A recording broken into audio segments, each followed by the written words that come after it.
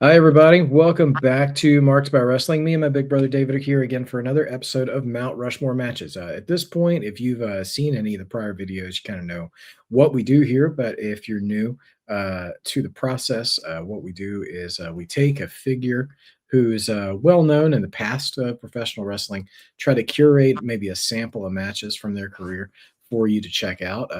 Included, we'll provide a playlist in the episode description where you can go and see the matches that we talk about. Maybe some extra materials too, depending on week to week. But this week, we're going to go back and just revisit part of a career of a long term icon in wrestling. The man called Sting. Depending on what era you joined up with him. He's obviously in a You could do the Shivani, thing. Sting. Yeah. Yeah. There's so many creative ways his name's been said by people. You've got your Shivani overexcited. You've got your Gary Michael Capetta. This is I actually, before we even go, if I could park on that for a second, I always loved that Sting had a verbally unique name announcement in wrestling. Like nobody really ever, I mean, I wouldn't say nobody, but very few people had anything other than just the ordinary name introduction. But this is Sting, like he was, some sort of presentation instead of just a wrestler, was always pretty cool. Yeah. Yeah, you have Shivani's, you have the Capettas. I mean, you've even got, the Black Scorpion Sting, or whatever, the Dr. Claw I Inspector I Gadget voice. tried to get one of those for especially for this podcast episode, but I just can't do it. Like it Yeah, does. Yeah. there's a real gravel there that's hard to attain for sure. But yeah, so Sting. So we're calling this episode Surfer Sting. So we're not including any of his sort of Crow NWO era gimmick or anything after that. The light, sorry, the bright and vibrant, colorful, flat top pre NWO Sting we'll be covering today. And really, our time frame really only for the matches we're recommending, at least. I mean, that time goes from, I mean, we start in 88, but he was already kind of around in different territories before that. But we're only going between like 88 and 93. So we're really like only a 5-year period. But he went from, I'm not exactly sure what year he started, but he was like in the UWF with like Bill Watson and all those guys, right? And then Yeah, he was in. Well, I think it was before technically it became UWF, and it was still Mid South.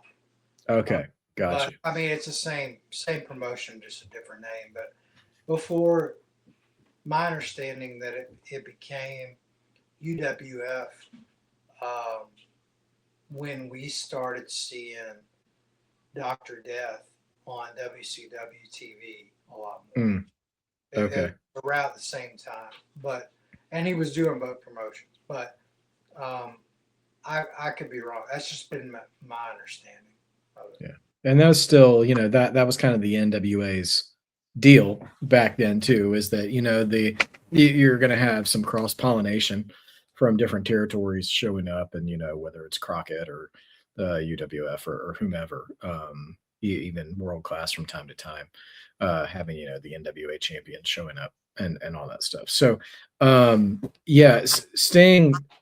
So Sting takes that surfer gimmick from the mid 80s all the way through about 10 years. It's about 96 when he finally, changes up and gets into the whole Crow deal. 96, early 97. So yeah, there's a lot to pull from in that time.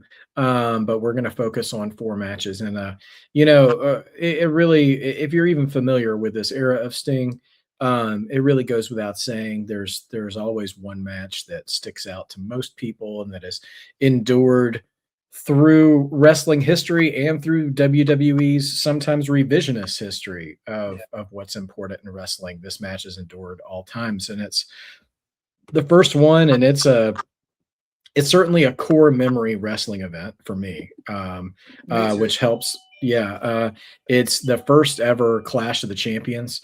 Apologies in advance if you can hear a doorbell ringing in the background. My dog has decided he thinks he needs to go outside right now, which I know he doesn't. He's just bored. Um, anyway, Sting And it get just being a heel. yeah, exactly. Yeah, just trying to. He's basically giving me what chance right now. Right. Um, so this comes from the first ever Clash of Champions, live on TBS on free television, um, opposite WrestleMania 4. Sting gets to main event, a very, uh, I don't feel entitled to use words like green, but he's a very rookie Sting, uh, getting an NWA title match against Ric Flair in a 45-minute time limit match, which is interesting. Like you even see here Jim Ross. It's Jim Ross and Tony Schiavone, I believe, on the call. And even Jim Ross is like, normally this would be an hour time limit, but TV time remaining, like they're cutting out commercial time, to account for the match limit and stuff, really trying to legitimize it and stuff. And this was the sort of like, if you ever in internet discourse or wrestling fan discourse talk about somebody making a star, or making someone like this, I'd say is pretty confidently this is a grand example, where Ric Flair made Sting. Yeah. Sting's trajectory before this match and after this match were like night and day. And I was this match definitely made me a huge Sting fan. And even going back and watching it now, it's been so it was really impressive to see how hard Flair was working too. That it didn't, which of course, when I'm looking at the date, March 27th, 88, when I'm like 6 years old, like I don't understand how this is working, at the time. But looking at it now with an older set of eyes, like Flair was really, really laying it in to make Sting, as the old phrase goes around, to make Sting look really strong, you know. And he absolutely did. What are some of your memories of this match, as we have a shared history about this event, Yeah. What as we was watched it? it a ton of times? Was it 88? Yeah. Okay, that's weird because I remember we were still living on the shore. So it was just a few months before we moved away, Yeah. because we moved the Okay. summer of that year. And what month was it? It was March. So it was a Okay. good maybe 3 months before we moved. Okay, that makes sense. Yeah. So this, and I apologize. I've been thinking about this just kind of in my mind, but if I'm repeating something you said, this is something that uh, we had taped off of television. Uh, Mhm. and I remember having my friend who does not watch this, and whom I've lost contact with except for being friends on social media.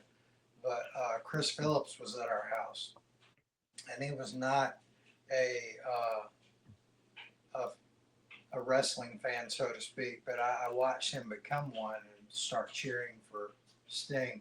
But this being when it was, we had to leave before the match was over and get Yeah. and Right. so Yeah. Sunday Night Church. There were a record. lot of pay-per-views we didn't see. Yeah, we had to hit record on the VCR, and because we didn't have enough time, it kept cutting off and cutting off. So we missed a good 10-minute chunk of the match, but we did see the ending. Um, but yeah, the, to echo everything you said, Stephen. I mean, I don't have anything different. I mean, this match is the one that made me a fan of Sting, and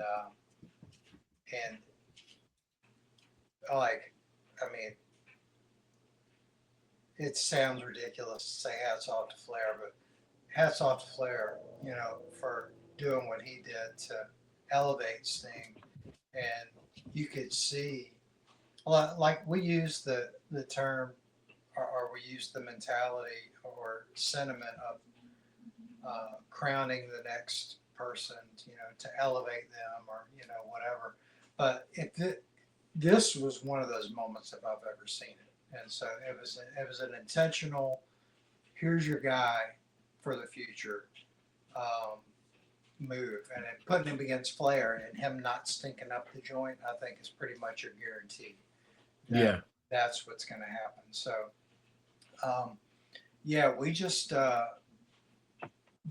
watched this match along with others on the first clash, but watched them religiously. Mhm. But yeah, I mean, there's nothing about this match from the no selling, the chops early on, even with his chest lacerated, Yeah. and those kind of things. I mean, just really, really made Sting look like a star, and so Yeah. not a bad thing to say about it. And like you said, the 45-minute time limit was unique in my experience to this match because I don't remember it ever a 45-minute time limit on any other match. It's usually an hour, or if it's shorter, 30-minute or 20-minute Right. for a normal TV match. But yeah, I just not a bad thing to say about it. And like you said, I mean, it made me a fan of him as soon as I saw it. I mean, it wasn't my first exposure to him because I've been following him through the all the Inside Wrestling, Pro Wrestling Illustrated, the wrestler stories, even from his Mid South and UWF days. But but yeah, you could definitely see the charisma was just there. Oh yeah. And even against what I would say might be difficult opponent, not bad opponents, but difficult from a match standpoint. I don't recall Sting, and I thought about this. I could be wrong, but I don't recall Sting really having a bad match. Yeah. I mean, he had plenty of matches, and I don't mean to downgrade this person by saying this, but he had a ton of matches against Luger, and Luger isn't really known for great work, but it's, I mean, he's not terrible, but like Yeah. I can't remember coming away from a match thinking that Sting was in saying, yeah, that was kind of a stinker. Yeah. So I, kudos to him there. I just wanted to throw that. yeah. Luger always struck me as a guy who would rise to the level of his competition. I Yeah, think in the ring, he seemed to be as an in-ring performer a humble and teachable ring partner. Like if you put him in there with Flair or Wyndham or Sting, or, or whoever else, like he would. Steamboat. He had a match with Steamboat one time too. yeah, Is it like he would give you a good match if he was in there with somebody who was as good or better. yeah, I think he might have been a little hindered by being if he was the experienced one in the ring. But like Sting, I felt like, yeah, I mean, like it wouldn't be fair to compare him and Flair. right, It wouldn't be fair to Flair. Or to Sting, to be honest. To compare their sort of ring IQ. But one thing I give Sting credit for is that while he was still pretty early on in his career, and of course he was brand new to the main event scene in this match, um, he like he stuck to what worked for him in the ring. Like he didn't try to be anybody he wasn't in the ring in that match. And Flair, like he obviously let Flair lead and stuff like that. And so that works as a great combination of stuff, like him looking like this unstoppable monster. And I think this match, by the way, is a really great example to I see some discourse from time to time about cool heels and heels and faces in the modern era. And I think we're both. I know I am, at least. Pretty old school in my mentality of that. I like for heels to actually be hated and to actually like do things that causes the crowd to turn against them. And Flair was really good at that, even though he had this undeniable charisma that still got him a lot of attention from fans. So he might get cheered when he's doing an interview with Shivani, but when the match is happening, people did want to see him lose. And especially if you were putting him in the ring with a worthy opponent in terms of their popularity and stature, like Sting.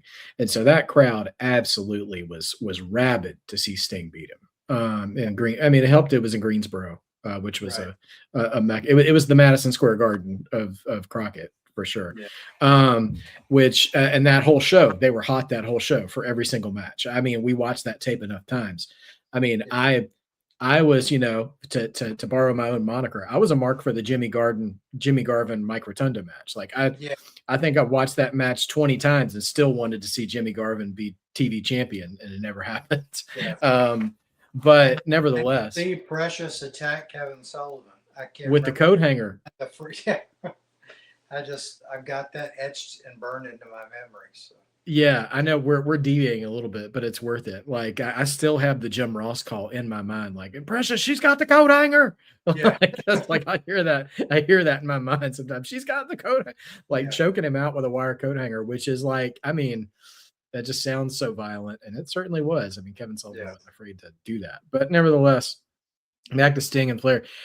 Something I really admired, and I know this sounds like we're talking about Flair, but this is what made Sting look so special and so strong in the match, was not only the stuff Sting was doing in that match with Flair and holding his own, but the way Flair reacted to all of Sting's like aggression and posing and stuff. Like he was routinely trying to chicken out in that match. Like he, you know, and that is something Flair did exceptionally well, was when a you know, a babyface was getting their offense in well, like he would start vocally panicking and in the match. And like I really admire any heel who's not afraid to look a little stupid, like in the match, like because that's part of selling the story, right? Um One thing I overlooked really quickly in talking about the beginning of this match, though, was part of the time limit is they had a panel of judges Oh yeah. ringside to judge the match, which you know, spoiler alert, that they go the time limit, and which is astounding, by the way, for Sting, I think, who is a little more untested in his endurance at that time. And of course it was just a Sunday for Flair, but nevertheless, they go to a draw, and the judges rule in Flair's favor. And I picked this up along the way because again, I was 6 years old when this match happened. So there are a lot of things I didn't pick up on. And then as we revisited this match again over and over again over the years, it started to click with me a little bit. So there's 5 judges, I think. There's Sandy Scott, who's a former pro wrestler. There's 3 celebrities of the time on the table, which by the way, for anybody who wants to continue criticizing promotions using celebrities in wrestling, like even the NWA was doing this regionally at this time. This was on TBS. So you had Sandy Scott, Gary Juster, who I think was involved with the NWA or something like that. And then Patty Mullen, who again, I was 6 years old, so I didn't know what a playmate was, but nevertheless,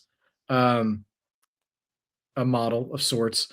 And then there was a new Leave It to Beaver. Did you know that there was a revival of that show? Yeah. Yeah. It was And so, it was like a made for TV movie, but okay.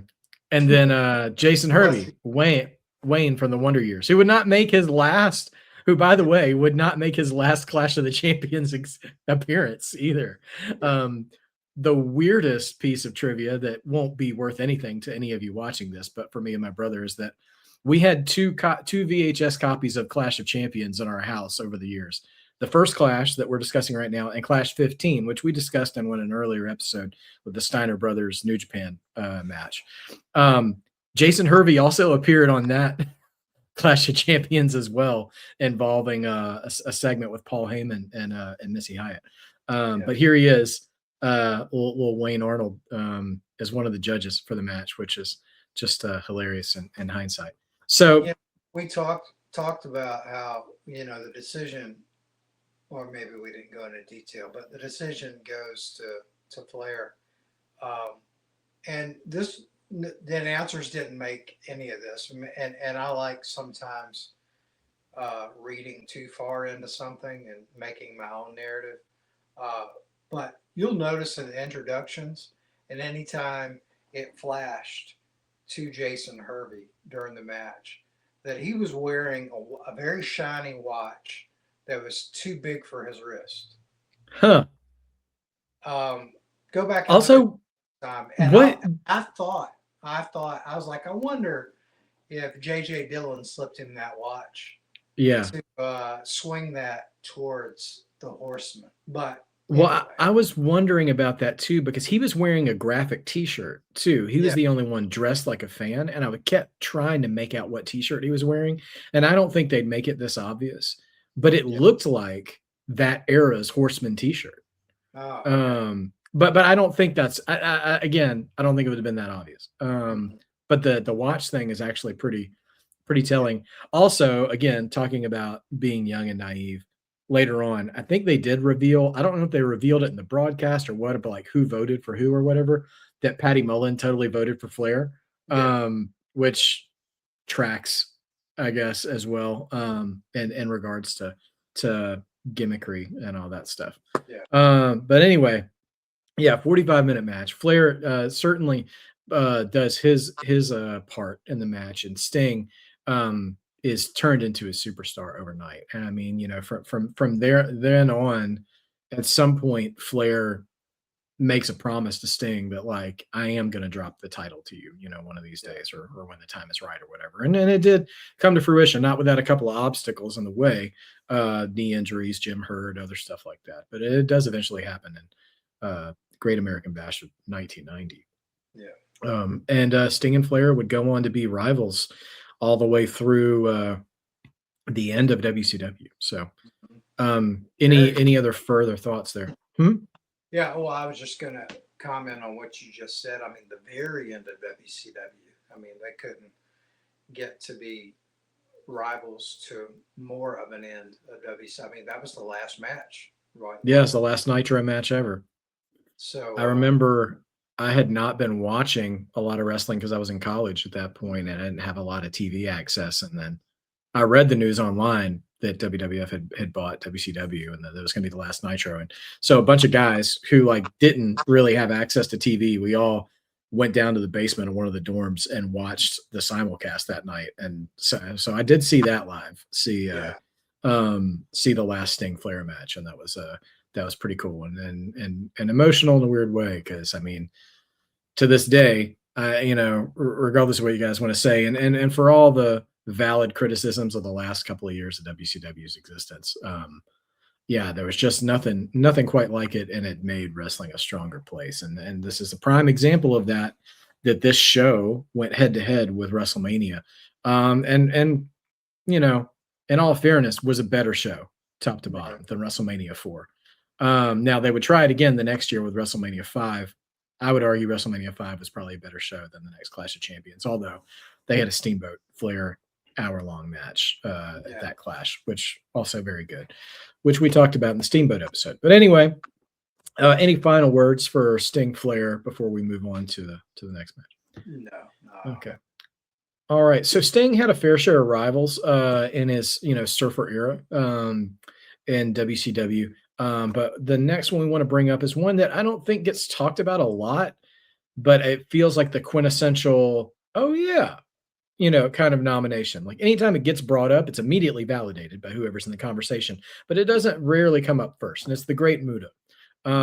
Great Muta, really only, to borrow a line from Randy Savage, was only in the NWA for a cup of coffee, like he was very brief amount of time, but made a huge impact. Would have loved to seen him make more passes in WCW during those times, given the roster they had to work with back then. And if you cherry pick around, you can see a couple of different matches. He had a match with Barry Windham later on for the NWA title, a little bit of here and there. But he and Sting clicked immediately. And there's multiple Sting Muta matches you can find.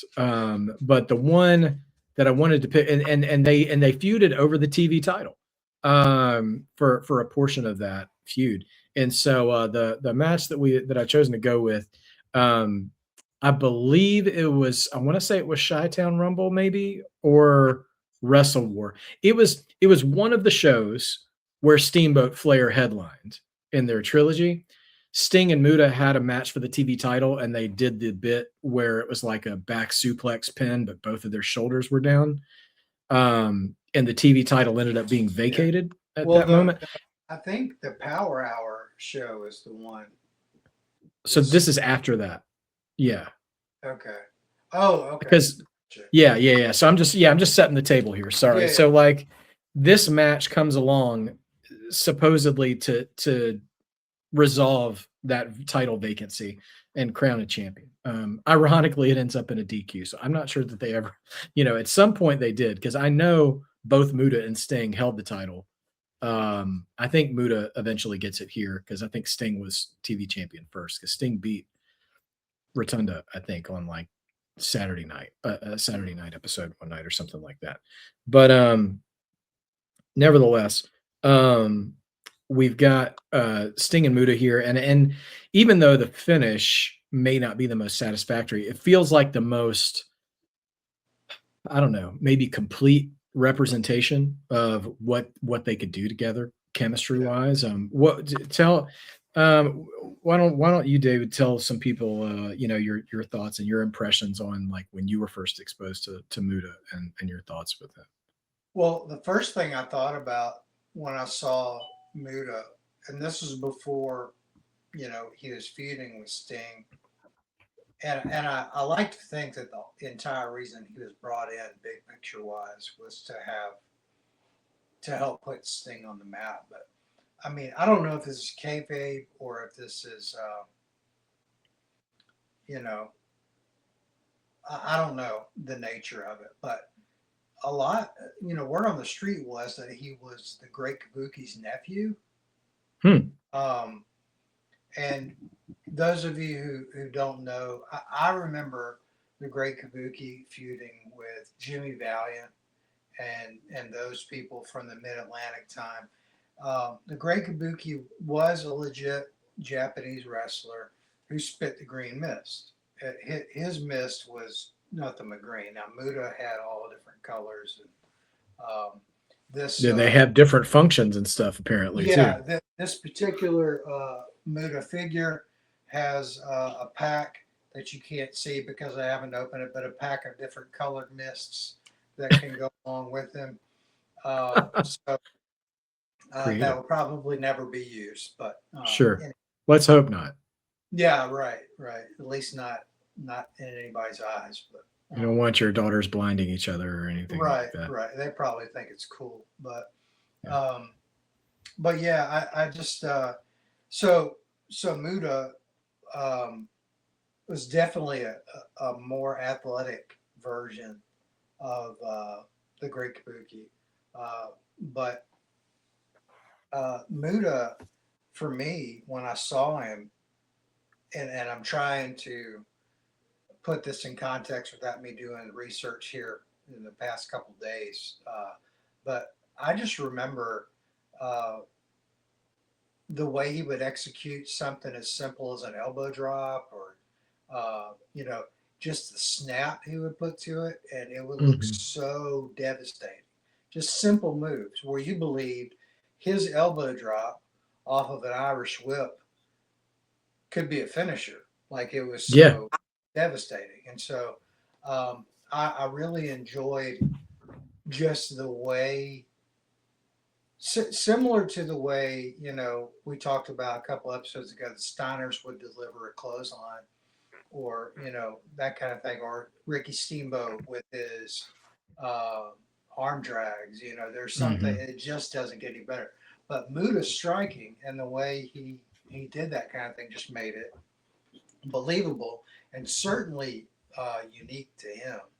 And so seeing him wrestle anybody, whether it was like I did some research independent of what we did and saw some like matches where it was straight up jobber guys, but it was still fun because I got to see, Muta do move the way Muta moves. And so I just enjoyed his, just the way he delivered the little things. And so Mhm. um, I was, as far as his match against Sting, I mean, from a work standpoint, I mean, they really are not similar, but it gave another dimension to the man called Sting, and Mhm. I like the whole. Uh, I'm not trying to be cute when I say this, but they both were painted, uh, wrestlers in the ring, and so you had a yin and yang of Mhm. what seemed to be the good Sting, especially Surfer Sting. Oh Um, yeah. then Muta with his dark, kind of color thing. Um, but I appreciate that as well, and don't think that that was intentional, just specifically for this feud, because although there was some footage of Muta without face paint in Japan, it wasn't for long. Like it was pretty soon into his tenure as a wrestler that he started painting his face. But anyway, I digress there.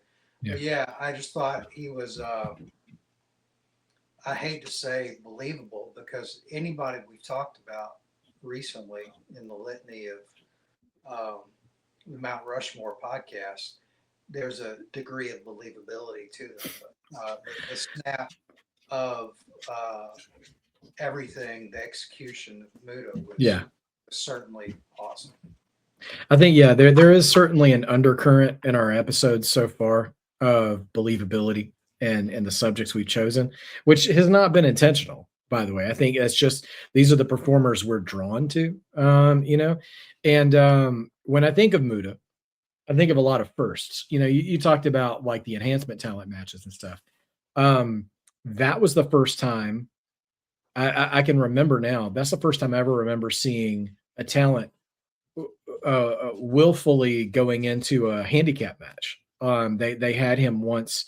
They had him go 1-on-2 on a TBS match one time when they were still kind of showcasing Muta as a performer. And you talk about that snap, yeah. Like there is, and it's sad too. There's not a lot of mainstream talent that replicate what he can do. I mean, there weren't a whole lot of people around his time either that could replicate what he could do. Because we talked about Steiners, and even thinking about Flair, or even like a Dusty or a Barry Windham or a Magnum TA or whoever, like all those guys, like their believability, like the Steiners and Flair's believability was adjacent to amateur wrestling.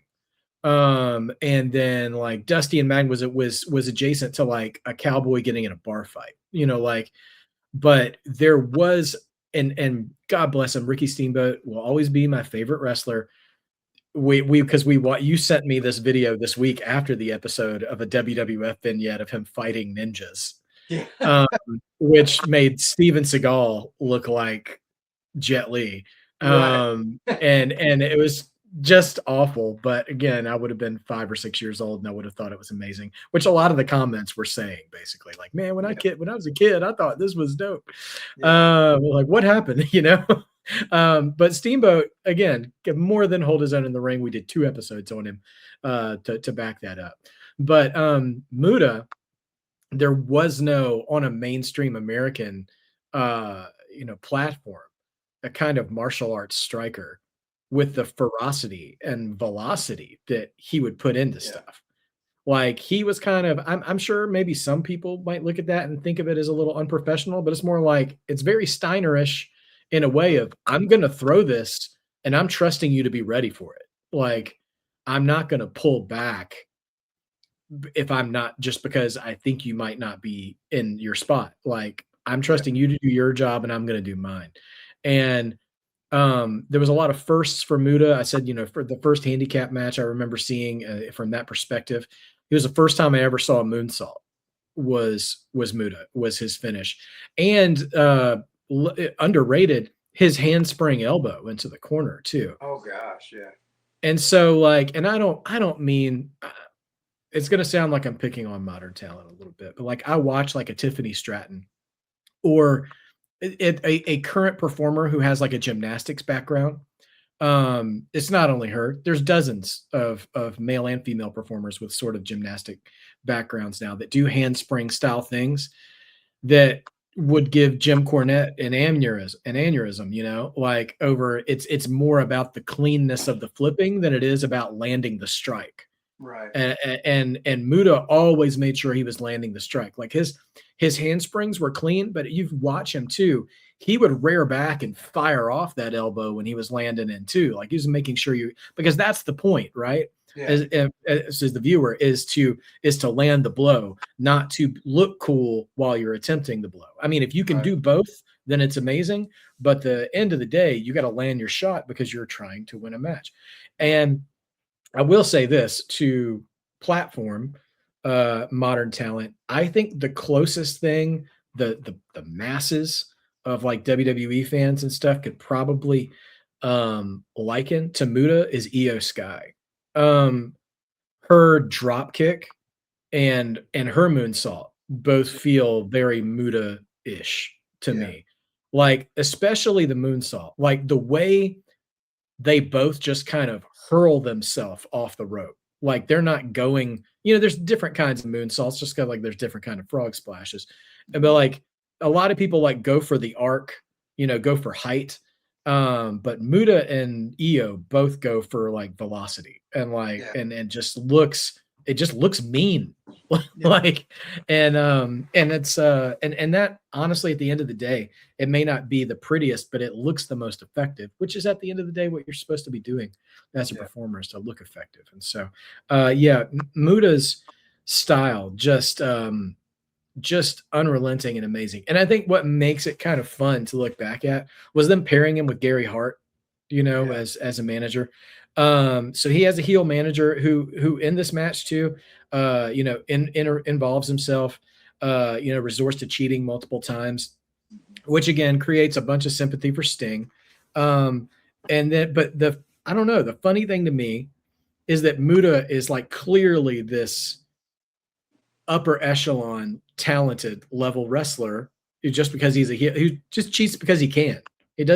He really doesn't need to, but they're going to anyways. And like, again, if you take any idea and you do it into the ground, it's going to lose its value. But for that regard, it's actually kind of fun. It's like seeing Gunther cheat, like Yeah. you don't really need to cheat because you're that good. But and that ends up getting you more heat because like, come on, man, like you don't even need to do that. But yeah, this match, Sting worked really good as I mean, would you call him an underdog against Muta? I mean, in retrospect, I would, just because of from an ability standpoint. I mean, yeah, would. And still, even though Sting, had the proverbial rocket strapped to him, he's still relatively new. And yeah, I don't know. I would say the pedigree of Muta gave him an advantage, but honestly, off the top of my head, I don't know how long Muta had been at it. I always kind of looked at them as contemporaries, even yeah, though maybe Muta had maybe been at it a little bit longer, but I I don't know for sure. Well, and while I'm talking, we talked about the believability of a move set and yeah. things, and Io Sky and her thing. The only contemporary or current wrestler that comes to mind, even though I'm sure some others, are Randy Orton when he does his European uppercuts and Hmm. when he does those little snap power slams. Oh Those, yeah, yeah. those are, to me anyway. That's for free. I didn't want to forget about that and then like wake up at 11 o'clock tonight. Right. Yeah, no, I mean, listen, believability is the name of the game for sure. So yeah, Sting and Muta, I mean, yeah, they had such a brief time together, but really like they really did work kind of, I don't want to say mirror images of each other because Sting was more of like a muscle guy and Muta you would have thought of him as the years go by as more of a cruiserweight kind of style, but just a little bigger. Kind of that Nitro era mid card guy, like like Benoit, Guerrero, Jericho, like those kind of guys. You could do amazing stuff in the ring, but they weren't jacked to the gills either, you know. So like, um, anyway, also this I wish I would tried to track this down and put this in the playlist. Maybe I can before this episode goes live. I'm still on the hunt for a good copy of the two WCW New Japan Super shows, which we talked about in the first episode with the Steiner brothers. Well, in the second WCW New Japan Super Show, Sting and Muta actually team up against the Steiners, which is a match I have not seen. I don't know if it holds up, but thinking about those two teaming up and what I imagine would probably be around 92, sounds like a lot of fun. Yeah. It fun, and use that word loosely, but still, it looked like it'd be really entertaining. All right. Well, I think that does it for Sting and Muta. We're going to move things along. So we're leaving 89. We're skipping over Sting's first title reign with Flair. To be fair to Sting, he didn't have a ton of great feuds. I mean, like he had he had some memorable matches, but not always for good reasons. Like he had the bit with the Black Scorpion. He had that Halloween Havoc match against Sid, which was really wonky in the finish as well. But still, I still remember it well. Wasn't that the one with Barry Windham being the fake Sting? Yes. Yeah. And Sid beating the fake Sting, and then it's Horseman trying to steal the title and all this stuff. But anyway, at this point, Flair leaves. Sting, Luger becomes world champion. Sting beats Luger at the second SuperBrawl, and he's world champion at this point when we get to this match. And I tell you what, we are I think 5 episodes in to this series now, the one we're doing today. And this is the 3rd time we have revisited this show. So I think it's officially time to say that this next pay-per-view we're about to mention might be one of the most underrated WCW pay-per-views of all time. And that is Beach Blast 1992. If that sounds familiar to you guys, episode 1, the Steiners and the Miracle Violence connection headline this show. In our Steamboat episode, Steamboat and Rick Rude in a 30-minute Iron Man match. And then Sting, who was WCW champion at the time in a non-title match, though, has a Falls Count Anywhere against a pre-Mankind Cactus Jack, Mick Foley. Just consider a Mick Foley who is pretty much fully mobile and still crazy. And also looked to be about 30 to 40 pounds lighter, too. Yes. Lighter, leaner, still crazy, fully mobile, and not for nothing. Another important thing about this show is that this was about 2 to 3 weeks into the Bill Watts era, where Bill Watts had removed the ring mats from ringside. So just concrete floor all around. This was still in the era. I enjoyed this part too. That era of early 90s WCW where they had the elevated walkway. That was parallel to the ring. I don't know. I was a mark for that. I don't know why, but I just love that look. And so you have Sting and Cactus Jack here, and Sting only gets halfway down the entrance ramp, and they have like a Clint Eastwood style stare down right in the middle of the entrance ramp and just start fighting. I think the match goes on for a good 5 or so minutes before they even get in the ring. Yeah. Period. Although it's a Falls Count Anywhere match, so it's not supposed to be necessarily in the ring. But man, if you want a look at how Foley moved around without going like full Terry Funk death match, but just how vicious he was before he was using a ton of weapons and cages and stuff, just his actual reckless feels like an unfair word, but like he was projecting recklessness with his performance.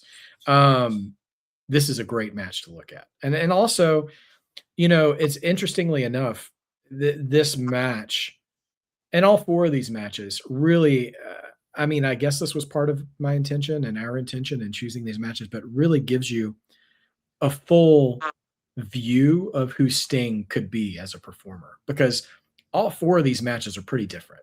The Flair match is not like the Muta match. The Muta match is not like the Foley match. And we'll get to the fourth match in a minute. But yeah, Cactus Jack, Mick Foley.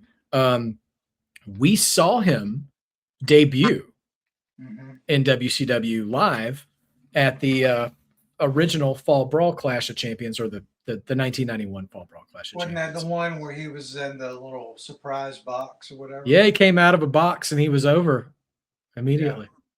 It was Sting was wrestling Johnny B. Bad then. That was fall of 91. And there was an ongoing people attacking Sting out of a box angle. Abdullah that led. Yeah, Abdullah was the first one. Cactus Jack was the second one. Medusa showed up at some point, but Luger was the last one, and that ended up culminating in Sting winning the title from Luger. But, yeah. So your thoughts on Cactus Jack and on this match? Yeah, I had forgotten that we were at that clash, or I'd forgotten that was his debut. But yeah, that I noticed that was the pre-Mankind Brown Sweats.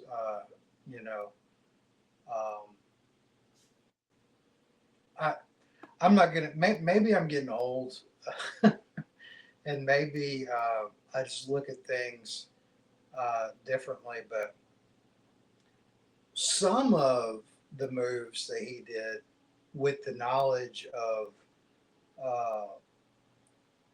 the Bill Watts sanctions and removing the mats and all these kind of things, some of that stuff was hard to watch, knowing what Mick Foley is dealing with now, like with his just lack of mobility and whatever. Yeah, absolutely. But I mean, from a match, I mean, it was great to see him, and I had forgotten how mobile he was actually before. He had done a ton of death matches. But yeah, just and hats off to Sting too. Like he worked a Cactus Jack match, and did it was almost like if you look at a match and like this match is going to showcase this wrestler, so let's work this style. Without sounding like a broken record, Flair did that for everybody. Like he did certain things. But like it says a lot about Sting's versatility, I think, that he worked a Cactus match for this. Because none of this stuff, with the exception of diving over the rope onto the platform, was really a Sting thing. Right. Everything else was for lack of better, we wouldn't have used this terminology back then, but it was hardcore, and so just our subject matter today. I mean, it really there's a lot of things that I would say Sting was charismatic beyond the shadow of a doubt. Sure. His physique impeccable, even when he was small. In the NWO days, right. But I wouldn't have said that he was a versatile worker without revisiting this. Like he really, and certainly he's elevated by who he's working with, but he came over to Cactus Jack's side of the fence and did his style, and did a wonderful job of doing so. And just really pleasantly reminded of that by watching this back. Because to be honest with you, I'd forgotten. So. Yeah, absolutely. Like I think about that with Sting and versatility being that word you brought up, and like not only that, but like this match in particular, like the brutality of it, I think is a good thing for like current wrestling fans who consider themselves like hardcore fans or fans of hardcore style to go and watch because when it comes to things like ring psychology or storytelling, like when the match itself is the story, things like that. Um, I think it's really important to draw a distinction because there are things that one of the things that's a pet peeve of mine with if you want to call it hardcore wrestling or whatever is there's two kinds of sort of plunder matches. There's matches that have a lot of props and you take time to set up a spot to hurt somebody. And then there are matches where you hurt somebody with the environment that's already around you. Right.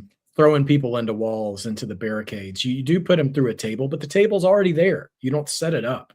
And all this stuff. And there was actually a recent NXT show I watched that had a parking lot brawl and I don't know. It's when WWE comes up with two different phrases to describe the same match, like one's a no DQ match. Well, this is a street fight. I'm like, yeah, okay, it's the same Right. thing, dude. But one of those matches had the performers grabbing a bunch of stuff under the ring, throwing it on the mat, and it's all a bunch of downtime building to a spot that's going to happen later in the match. Whereas the other one was just this relentless fight where people were getting thrown into walls, into the garage doors, into all this stuff, and it was so brutal. And while there is an appeal to seeing something that you don't normally see that involves setting up a spot or whatever, the believability of guys just fighting and throwing each other into the production crates or the steel, rods or beams come crashing down by accident, even maybe, and they pick one up and start to beat each other with, just using what's actually happening in the fight, keeping a tight narrative in the match of doing that. And Sting and Cactus did that really well. And using what was at their disposal rather than creating an environment to get violent in. They were violent in the environment they already had. I can't talk up that approach enough because you don't lose your attention span that way, waiting for somebody to set up something that then is not actually going to happen for another 5 or 6 minutes, So I appreciate them in that. I want to keep that thought of environmental violence, stick a pin in that real quick as we're about to go to the next match, but I wanted to ask you any further thoughts on Sting and Cactus Jack. No, other than, if your exposure or memory of Mick Foley is more of the beyond the mat Mick Foley, or not that there's anything wrong with that, but sure, if your memory of Foley is a less mobile, performer, go back and watch some of this stuff, this era, because like I've already said, but you'll be pleasantly surprised, I think, by the intensity, even if the concrete floor stuff is hard to watch. Knowing what he's dealing with now, it was kind of hard for me, but and I think this match was Jim Ross and Jesse Ventura on the call. Yeah. And yeah, you can hear Jim reacting to Foley too, even Jesse to a degree. And when you can get Jesse to get a little real on commentary, it's like, okay, we're seeing something's happening here, Right. All right. So taking that pin off the wall here of environmentally produced violence. Our fourth match here, another great rival for Sting, the man they call Vader, and the strap match from SuperBrawl 3, also known as the White Castle of Fear. I couldn't put that on the graphic because all I'm thinking about is little hamburgers whenever I do that. But the Crystal's death match, it is here for Sting and Vader. Sting, Vader was gosh, it's revealing to me because you and I were talking offline a few days ago, and you were talking about the image you had, and I'm sorry if I'm stepping on something you No, it's okay. say, I'll probably but repeat it. this mental image you had, like your lasting image of Vader was far later in his career when he had done like a cameo on Raw, which and everything. But I'm telling you, even for our viewers, if all you ever knew of Vader was WWE, um, you're missing out a lot. Like Vader, I mean, not this is not a one-to-one comparison, but just in terms of ferocity, dominance, and like who can beat this guy was kind of the Brock Lesnar of WCW in the Yeah, early 90s. When he showed up, he showed up just squashing some people and everything. But once he got into like a main event scene, you're like, oh dear Lord, who were they going to be able to bring up right. to mess with him? And Sting, and this is like the second or third match he and Sting had. The first match they ever had, I think, was at Great American Bash '92, if I remember, a year before, and he obliterated Sting. Not quite to the level that Lesnar beat Cena that time, but it was pretty bad. And at this point, they have a strap match, which is a little bit of a hokey idea in what we've seen over the years and how people do it. But honestly, this match was done exceptionally well with the use of the strap. Vader gets some color in multiple ways in this match. He's bleeding from the side of his head. He gets welts on his back. That he's a pretty pale man, so it's like seeing Sheamus after a Gunther match. Like Right. it's pretty intense. It was But very, yeah, very good canvas. Yeah. yeah, absolutely. David, talk to us about Vader, man. Yeah. The what I was alluding to, uh, my previous memory before doing the research and everything, was I remember a match he had had against Batista, um, and Batista, I think, did the Batista bomb, but Mhm. Vader was so top heavy at that point, he couldn't help him anyway. It takes two to pull off that move. Sure. And so I think Vader, because he was just getting older, and I assume it wasn't the best looking Batista bomb, and he didn't even get him up all the way. Yeah. And I think Batista even fell down after he did it, and uh, If I remember correctly, I think he had a bit of a sloppy spine buster in that match too. Like yeah, I think it was more than one spot. It yeah, got a yeah, little clumsy. yeah. It was not a good match, and I mean, and in that particular case, it wasn't Batista's fault that it wasn't a good Hmm. match. So that was my lasting memory of uh, Vader as a performer.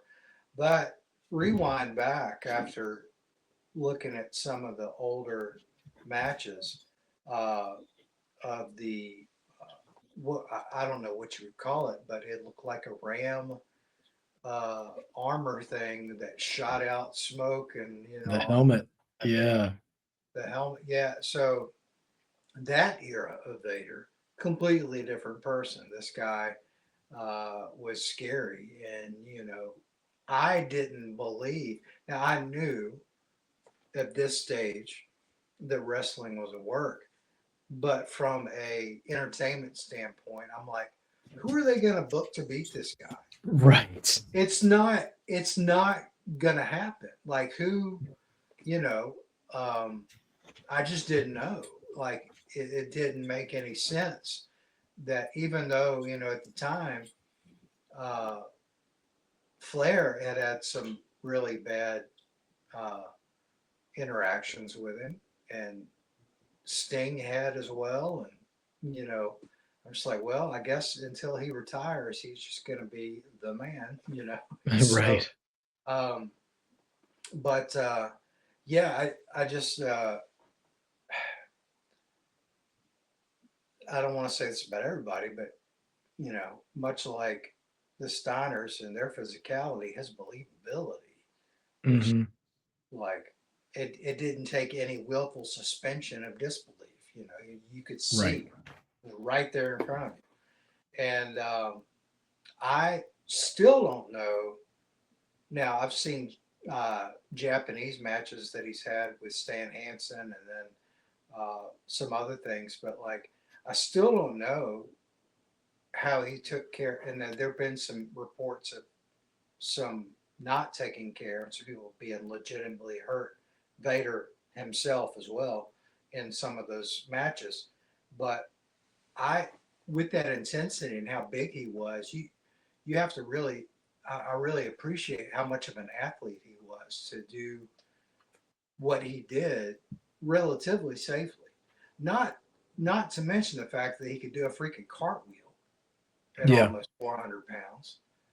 So um, yeah, to say he was a believable uh, monster is an understatement. And so to see him feud with Sting, and on top of all the havoc he had wreaked on top of Sting, really made you as fearful as you could be for something that was a work.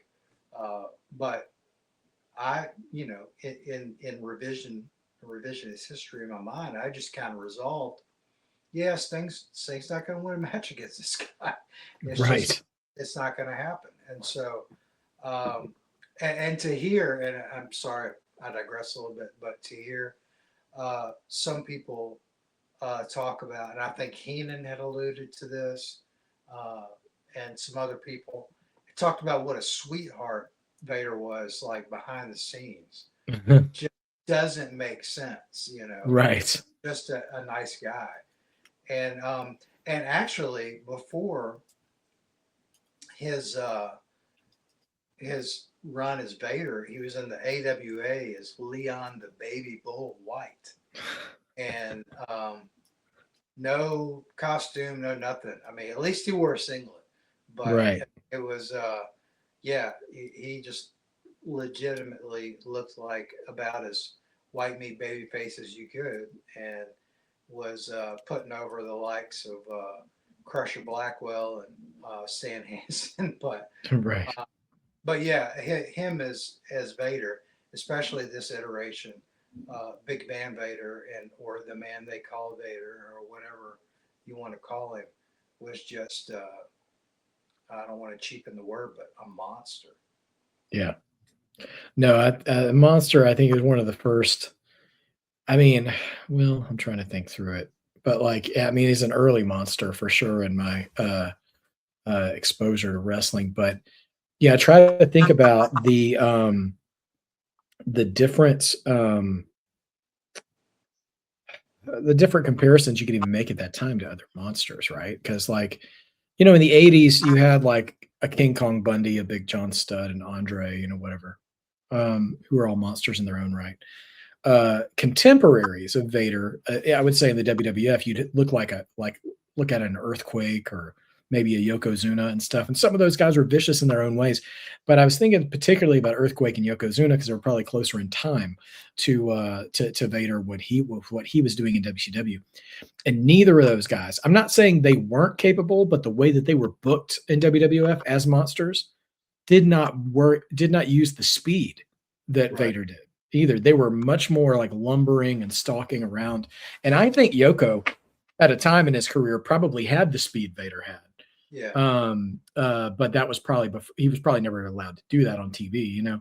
Um, but Vader, again, the ferocity, going back to Muta and stuff, like the way he would come off the ropes and do all he could to make sure his stuff looked like it connected, even if it Yeah. probably was connecting sometimes. Just absolutely brutal. And again, this is part by design, but we do spend a lot of time talking about the opponents because we're never sure if we're going to do an episode on the opponents in these episodes. So we haven't talked a lot about Sting here, but again, this is just another great example of Sting's versatility and the kinds of matches he could get a crowd to get invested in. And what's so interesting is Sting had um, a little bit maybe even better depending on your perspective. I don't know, of that Hogan like physique, and so for him to look like he was going to be in trouble would require a pretty vicious heel and also good selling on his part Yeah. too, to do. And so for Sting to look, in over his head against Flair, to look even going shot for shot with Muta, but still gasping for air, and Yeah. the Foley stuff speaks for itself. Just go watch the match. Right. But then also to face this insurmountable monster of Vader, who he hasn't really gotten the best of yet. He kind of snuck past Muta. The story of Foley matches is Foley can beat himself sometimes because he's so Right. violent, and you just take advantage. And then Flair, you sometimes you just kind of have just one moment where you're better than him for 3 seconds. Yeah. But Vader, man, is not that story. And also with the strap match, you have to drag your opponent around to four corners, and so that does. There's not a ton of creativity in those kinds of matches. You tend to see the same story play itself out, but honestly, like their commitment to using that strap as a weapon and the way they use it, pulling each other off the top rope, or kind of crotching each other to gain an advantage, or whatever they're doing. Like they really take time to get creative with it to a degree, to keep the intensity of the match going while still pacing themselves appropriately, um, in the story of Sting going up against an unstoppable monster. Like so, it's an amazing match, and also too, like Sting laid it in against Vader in that match, and it showed. We talked about that when we introduced this match, but that I will say, all sympathies to Leon White for the bruises and bleeding he took in that match. Is kind of like seeing Thanos bleed for the first time in an Avengers movie. You're like, wait a minute, and it goes back to like Rocky IV, like like he's just a man. He's just a man, and like even and they even kind of touch on that in commentary, like, hey, he's hurt, like the monster can get hurt, kind of stuff. And again, just really great storytelling there. And I think I understand because Vader had a broad history around the world, and probably he had more violent matches with different people, and more high profile audiences when he was in WWF. But I think his rivalry with Sting is up there with anybody else, Yeah. for sure. Absolutely. Yeah. So that kind of does it for the four matches we have. But one thing we just kind of like just ponder on before we wrap up each week is kind of some what if scenarios. And David, you had mentioned to me before that you had a sort of a what if scenario about Sting. What was your Yeah. thought? So this is for. So I have two what if scenarios for Sting, but one of them would make more sense for conversation in another episode for later. Uh, Crow Sting. Mm, But this particular what if involves back in the mid to late 80s. Uh, Sting's name wasn't Sting, it was Flash. And he was in a tag team called the Blade Runners with a guy named Rock, who would later be known as the Dingo Warrior, who would later be known as the Ultimate Warrior, who would later be known as Warrior. And so, uh, but I'm talking about Jim Elwig. So, yeah. um, so I look at the landscape of NWA/WCW in the uh, late 80s, around, I don't know, maybe early 90s. I'm going to say, what if the Blade Runners, which would later become Rock and Sting, what if they hadn't broken up? Mm, What if they stayed together? What if all the negative things we hear about the negotiation of Jim Hellwig never happen? What if he stays on? What if he's, for all intents and purposes, the same kind of person to work with as we hear Steve Borden was? Mm, Nobody ever really had any bad thing to say about that aspect of it. yeah. So take all the negative connotations out of that. The Blade Runners stay under that name, um, and they become a part of the tag scene in NWA WCW that includes the Skyscrapers, the Road Warriors, the Steiners, um, and the Samoan SWAT team. And we'll Mm. put the Midnight Express in there too. So You got all of Doom in that. that era too. Yeah, I'm sorry, Doom. Doom was the first team I visualized. Yeah. I forgot to say, but that aspect that we touched on in the Steiner episode um, when we talked about the Doom match, but incorporate the Blade Runners into that and um, all the mixing and matching. Make the Blade Runners a part of a uh, war games with whoever.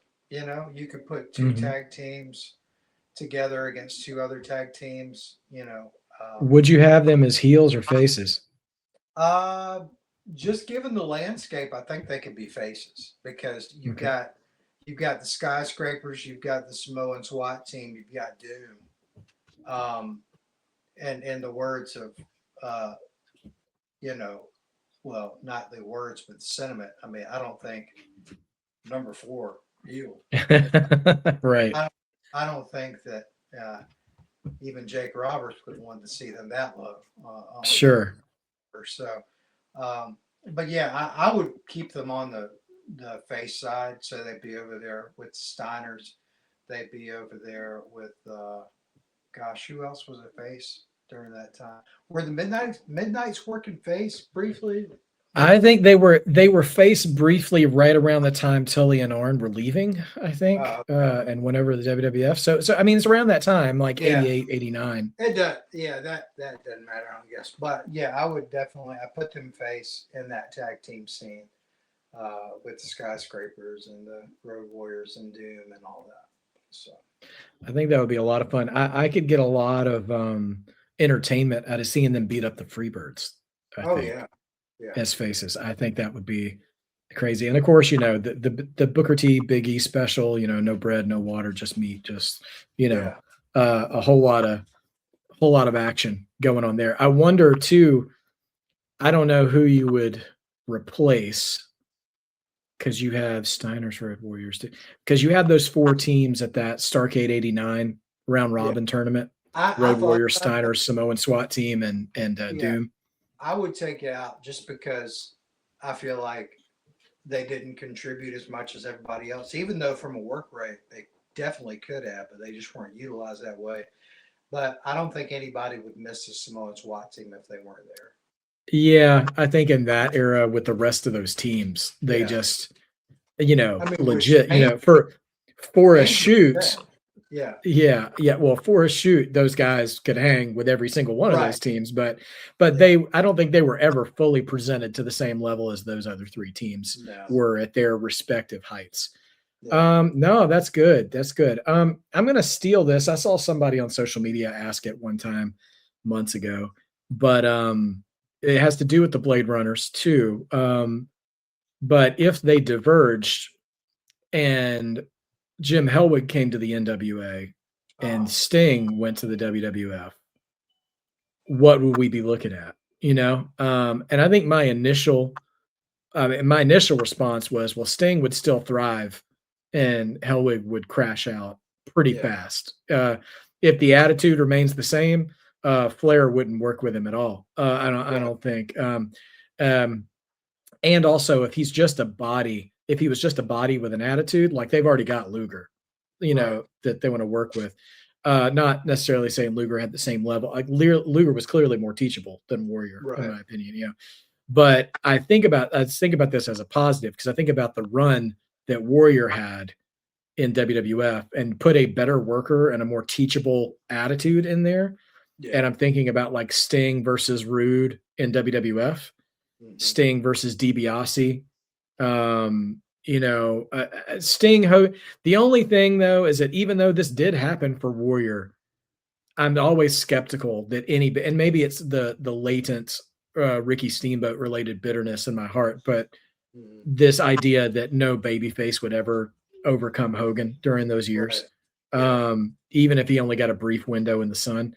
But I think putting Sting in a lot of those Warrior matches would have been a lot more fun. Sting Savage, Sting Jake, Sting Undertaker. I mean, we saw some of those in WCW anyways, because those guys came over. Yeah. But I think that could have been a lot of fun to see him go through. Seeing him do the 30-second honky tonk man squash could have been fun.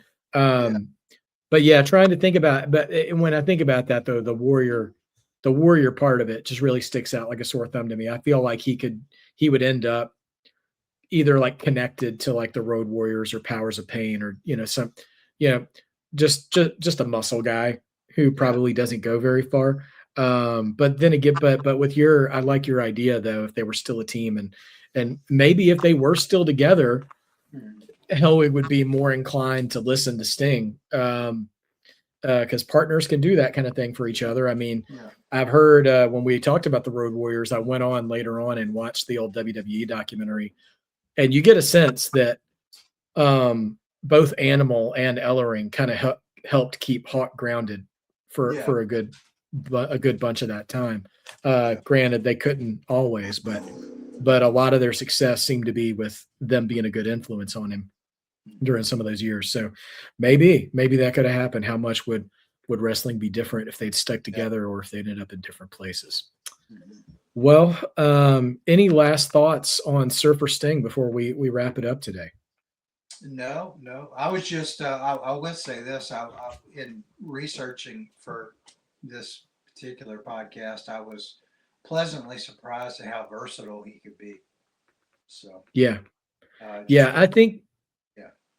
I think that might be the word, is versatile, because like if you like, I can't make a playlist long enough, but for such a time of 6 or 7 years, of 88 to 95, Sting, just to let you guys know, and some of these matches might actually be in the playlist, but they didn't make our cut.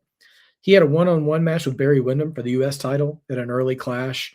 Later on, in the like Nitro era, before he turned Crow, Sting and Booker T teamed up against, I think it was the Nasty Boys, if I'm remembering correctly, or was it the Road Warriors? I don't remember anymore. Oh no, it was the Road Warriors, because I almost put that in our Road Warrior episode. So that was that actually might be in the Road Warrior playlist for that episode. Sting and Booker T teaming up because they had decided to divide up the teams to see who could be like a number one contender or something, Harlem Heat or Sting and Luger at that time. And but yeah, like his feuds with Luger, I mean, he even had matches, like I said, with Mark Marrow, Johnny B. Bad, that were good. Muta, of course. So Rick Rude, the Dangerous Alliance, like so many good opponents, Jake Roberts and others. So it's worth it to dig into the rabbit hole of Surfer Sting to see where it takes you. And again, that keyword versatility, that he really could hold his own in multiple styles and types of matches. So that should do it for this week's episode of Mount Rushmore Match with Surfer Sting. We'll be back next week with another episode with another subject. So until then, see you guys next time. Don't forget to be a mark. Being a mark means you believe, and believing makes wrestling better. You guys take care of yourselves, and we'll see you next